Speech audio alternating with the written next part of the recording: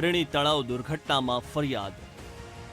બેદરકારી બદલ 18 વિરુદ્ધ ફરિયાદ.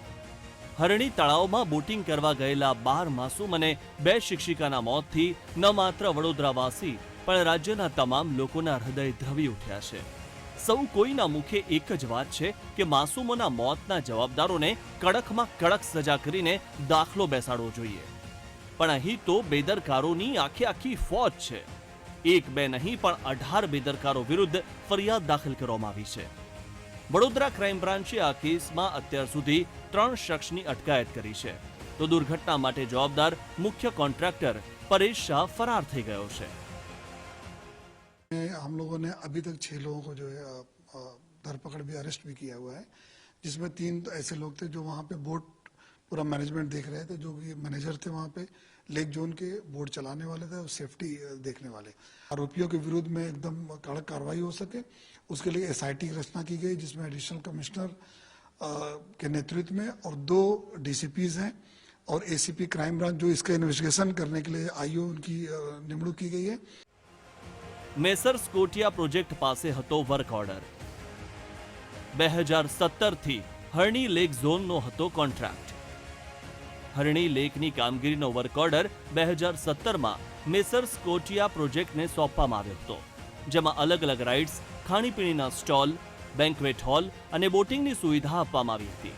જો કે મેસર્સ કોટિયા પ્રોજેક્ટને રૂપિયા છાપવાનું જ દેખાયું. કોઈ પણ સાધનોનું મેન્ટેનન્સ ધ્યાને ન લીધું, જેના કારણે 12 માસૂમ સહિત 14 મોતને ભેટ્યા. આ પ્રોજેક્ટ જ્યારે PPP મોડ પર આપવામાં આવ્યો ત્યારથી જ અમે આનો વિરોધ કરેલો, કારણ કે જે ઇજારદાર હતા એમને તો ફૂડની ચેનનો અનુભવ હતો. એ ફૂડના પેકેજ ફૂડના વેપારી હતા. આ રીતના પ્રોજેક્ટ્સ કઈ રીતના હેન્ડલ કરી શકે. ફરીથી રિટેન્ડરિંગ કરીને એમને લોકલ ટેકનિકલ એક્સપર્ટ સાથે જેવી કરીને આ પ્રોજેક્ટ્સ લીધો, પણ એ લોકોની બી રાઇડ્સની ને એની એક્સપર્ટીઝ નહોતી. એટલે કઈ રીતના આખો પ્રોજેક્ટ મેનેજ થાય છે જોઈ રહ્યા છો. અને અત્યારે તમામ રાઇડ્સ જે બની છે એમાં ઇજારામાં નથી એવી બી રાઇડ્સ અહીંયા બનેલી છે. તેનો બી અમે જ્યારે ઇનોગ્રેશન થયું ત્યારે વિરોધ કરેલો. તેમ છતાં આ રાઇડ્સ અત્યારે અહીંયા ઊભી છે અને વર્કિંગ કન્ડિશનમાં છે અને વપરાય છે. એ જ રીતના તમે આ બોટિંગની પરિસ્થિતિ જોશો, ખૂબ ખરાબ હાલતમાં છે. મોનિટરિંગ નથી થતું. જો મોનિટરિંગ થતું હોત તો સેફ્ટીના સાધનો અત્યારે જે ટ્યુબ્સ ને બધું છે વપરાય એવી પરિસ્થિતિમાં જ નથી. બોટની હાલત બી ખૂબ ખરાબ છે, પ્લેટફોર્મ બી ખૂબ ખરાબ છે.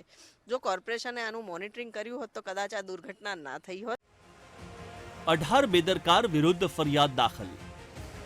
બેદરકારી કહો કે પછી ખિસ્સા ભરવા માટે જાણી જોઈને દાખવવામાં આવેલી નિષ્કાળજી. જો કે હવે 14 નિર્દોષના મૃત્યુ થતા કાર્યવાહીના નામે માત્ર 18 વિરુદ્ધ ફરિયાદ દાખલ થઈ છે. આ બેદરકારોમાં મેસર્સ કોટિયા પ્રોજેક્ટના સંચાલકો, ભાગીદારો, ડિરેક્ટર અને ઓપરેટર સામેલ છે.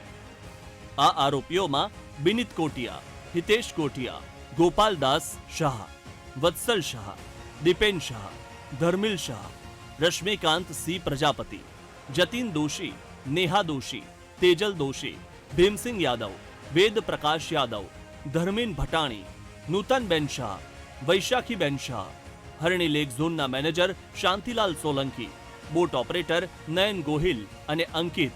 આ એ 18 લોકોના નામ છે જેના વિરુદ્ધ કલમ 304, 308, 337, 338 અને 114 હેઠળ ગુનો દાખલ કરવામાં આવ્યો છે. જ્યારે અમારા સંવાદદાતા આરોપીઓના એડ્રેસ પર જઈને રિયાલિટી ચેક કર્યું તો સામે આવ્યું કે પોલીસ પાસે આરોપીઓના સાચા એડ્રેસ જ નથી. પોલીસે FIR નોંધી તો નામ કયા આધારે આ નોંધ્યા હશે, એડ્રેસ કયા આધારે નોંધ્યા, એનો એક મોટો સવાલ ઊભો થઈ રહ્યો છે.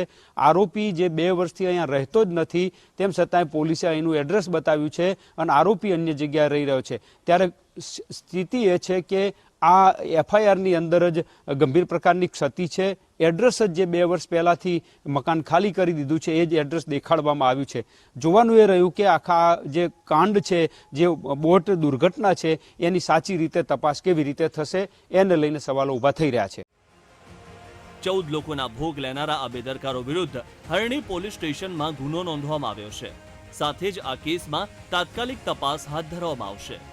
રાજ્ય સરકારે 10 દિવસમાં તપાસ રિપોર્ટ માંગ્યો છે અને 9 ટીમ આ સમગ્ર ઘટનાની તપાસ કરશે અને જિલ્લા મેજિસ્ટ્રેટની આગેવાની હેઠળ આ તપાસ ચાલશે.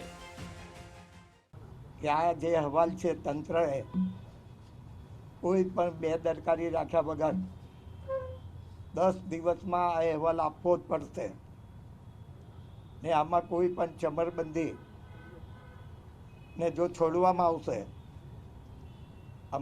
મારી પાસે પૂરેપૂરી અમારી પાસે માહિતી છે કે જે આ સંસ્થા ચલાવે છે, જેની પાસે આમ અત્યારે સંસ્થા 30 વર્ષે માટે લીધેલી છે, એ બધાની માહિતી અમારી પાસે છે. કોઈને પણ છોડશો તો હું તો ચલાવી નહીં લઉં.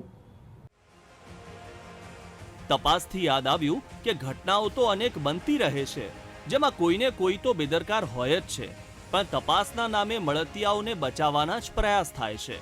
ત્યારે હવે માસૂમોના મોતના જવાબદારો વિરુદ્ધ કડક કાર્યવાહી કરીને માસૂમોને ન્યાય અપાવવાનું કાર્ય થાય તે જરૂરી છે.